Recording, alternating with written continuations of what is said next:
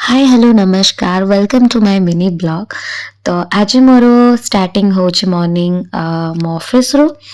तो ऑफिस रे मोर टिके किछि काम थिला ताको साइड देला पर मु बस के छी मो बेंगोली स्वीट्स विषय रिसर्च करूथिली।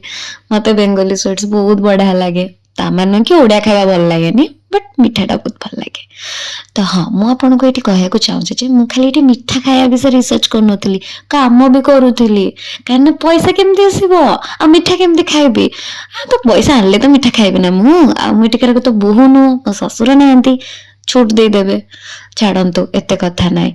हाँ ससुर अछंती मु तो मो ससुर सहित मीटिंग करछि देखंतु एटा होछि मो ससुर आ सासुंक सहित मोर मीटिंग चलछि मु अटेंड करूछि आपण मान को अपडेट भी दोछि।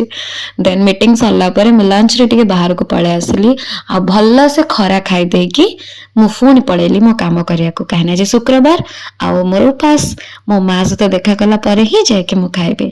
देन इवनिंग हे गला तो चलंतु जिबा मो माँ पाखको।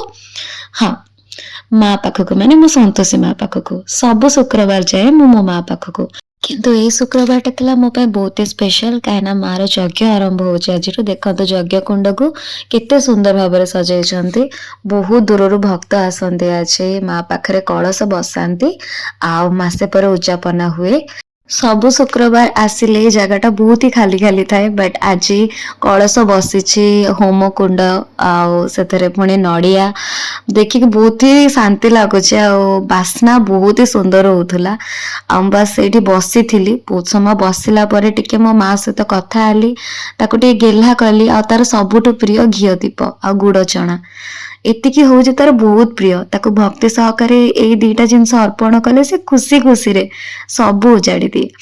तो मो माँ सहित मु सबू समय बितेई सारिकी एबे बाहरली मो घर को।